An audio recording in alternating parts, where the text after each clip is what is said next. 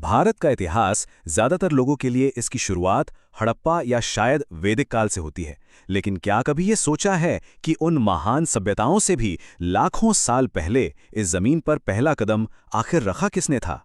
आज हम समय में बहुत बहुत पीछे जाने वाले हैं, एक ऐसे दौर में जब भारत एक द्वीप हुआ करता था और यहाँ इंसानों का नहीं बल्कि कुछ विशालकाय जीवों का राज था।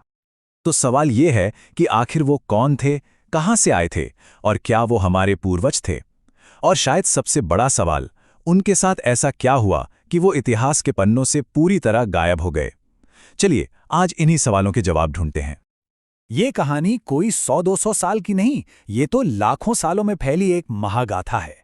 एक ऐसा सफर जो एक अकेले तैरते हुए द्वीप से शुरू होता है और दुनिया के पहले स्मार्ट शहरों तक पहुंचता है। तो चलिए इस शानदार सफर को बिल्कुल शुरुआत से समझते हैं। तो इस कहानी की शुरुआत इंसानों से नहीं होती, बल्कि खुद इस जमीन से होती है। उस समय से जब भारत एशिया का हिस्सा ही नहीं था।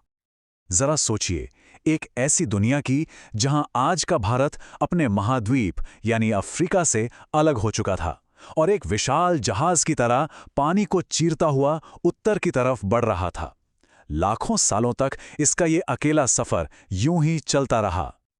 और फिर वो ऐतिहासिक महाटक्कर हुई। भारत की जमीन यूरेशियन प्लेट से जा टकराई। ये टक्कर इतनी जबरदस्त थी, इतना दबाव बना कि दुनिया की सबसे ऊंची पर्वत श्रृंखला हिमालय का जन्म हुआ। और इसी हिमालय ने मानो एक दीवार बनकर मानसून की हवाओं को रोक लिया, जिससे भारत की प्यासी जमीन पर पहली बार बारिश हुई। और देखते ही देखते ये जगह घने जंगलों और नदियों से भर गई।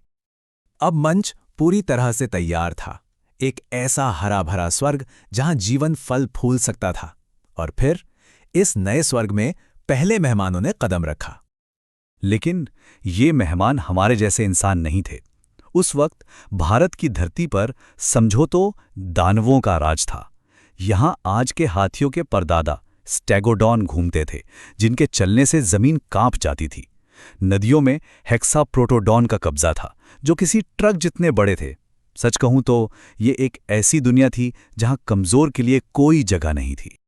इन्हीं विशालकाय जानवरों के बीच लाखों साल पहले अफ्रीका से एक नई मानव प्रजाति ने भारत की जमीन पर अपना पहला कदम रखा।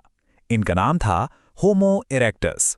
ये वो पहले इंसान थे जिन्होंने पूरी तरह से दो पैरों पर सीधा चलना शुरू किया था, और भोजन की तलाश ही उन्हें अफ्रीका से बाहर ले आई थी। और हाँ, ये सिर्फ कोई कहानी नहीं है। चेन्नई के पास अतिरमपक्कम में वैज्ञानिकों को 15 लाख साल पुराने तराशे हुए पत्थर के औजार मिले हैं। और तो और मध्य प्रदेश की नर्मदा घाटी में हमें एक मानव पूर्वज की खोपड़ी भी मिली, जिसे नर्मदा मानव का नाम दिया गया। ये लोग किसी एथलीट की तरह गठीले थे और सिर्फ पत्थर के औजारों के दम पर विशाल हाथियों तक का शिकार कर लेते थे। सोचिए, लाखों सालों तक भारत के जंगलों में इन्हीं की हुंकार गूंजती रही।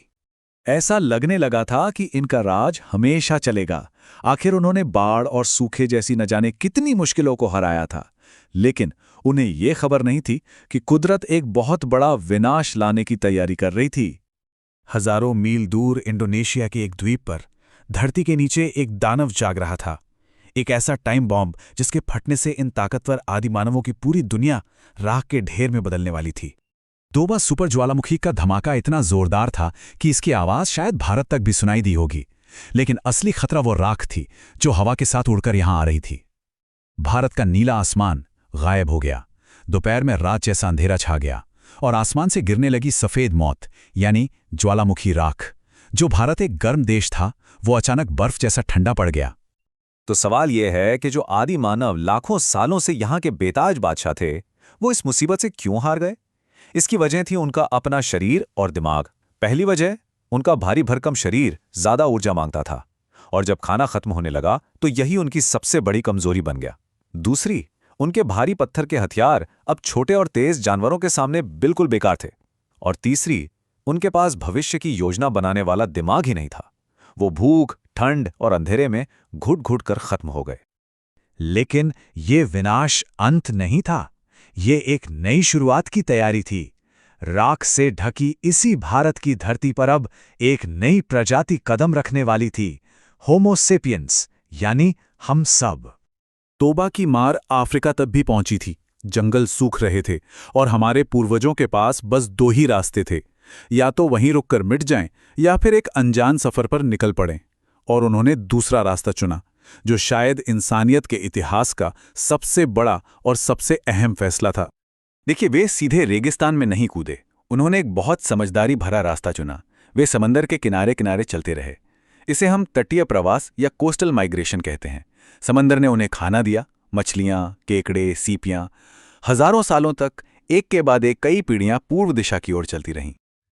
और फिर लगभग 65,000 साल पहले वे भारत की दहलीज पर पहुंचे। लेकिन यहां उनका सामना घने, रहस्यमयी जंगलों और खूंखार जानवरों से हुआ। तो सवाल ये है कि वो उस दुनिया में कैसे जिंदा रहे जहां उनसे पहले के ताकतवर निवासी खत्म हो गए थे। जवाब उनकी शारीरिक ताकत में नहीं, बल्कि उनके दिमाग में था। जहां एक तरफ होमो इरेक्टस पार्श्विक बल और अकेलेपन पर निर्भर थे, वहीं होमो सेपियंस ने सहयोग, योजना और समुदाय को अपनी सबसे बड़ी ताकत बनाया।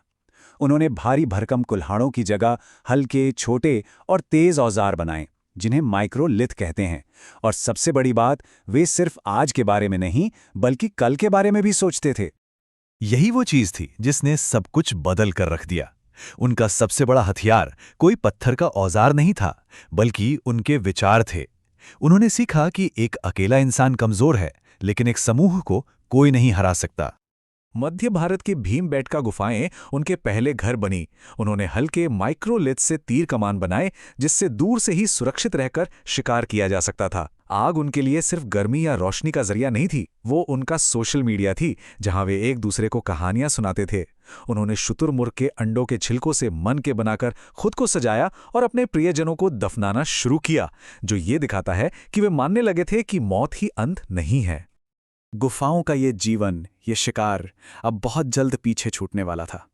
अब इंसान के इतिहास में एक ऐसा मोड़ आने वाला था जो सब कुछ हमेशा के लिए बदलने वाला था। आज से लगभग 9,000 साल पहले इंसान को यह समझ आ गया कि पेट भरने के लिए दर दर भटकना जरूरी नहीं, भोजन को अपनी जमीन पर उगाया भी जा सकता है। शिकारी अब किसान बन चुका था, और इसी के साथ इंसान को उसका पहला परमानेंट एड्रेस मिल गया था। और फिर आज से लगभग 5,000 साल पहले भारत में दुनिया की सबसे आधुनिक सभ्यताओं में से एक सिंधु घाटी सभ्यता का जन्म हुआ। कमाल की बात यह है कि उनकी सड़कें बिल्कुल सीधी ग्रिड पैटर्न में थी। पूरी सभ्यता में ईंटों का आकार एक जैसा था, और हर घर में ढकी हुई नालियों वाले बाथरूम भी थे। सच कहें तो यह दुनिया का पहला स्मार्ट सिटी मॉडल था। तो एक अकेले द्वीप से शुरू हुई ये यात्रा होमो इरेक्टस के राज, टोबा के विनाश और हमारे पूर्वजों के संघर्ष से होते हुए दुनिया की पहली आधुनिक सभ्यता तक पहुंची। ये कहानी हमें एक बात सिखाती है कि अंत में जीत ब्रूट फोर्स की नहीं, बल्कि बुद्धिमत्ता, सहयोग और बदलते वक्त के साथ ढल जाने की क्षमता की होती है।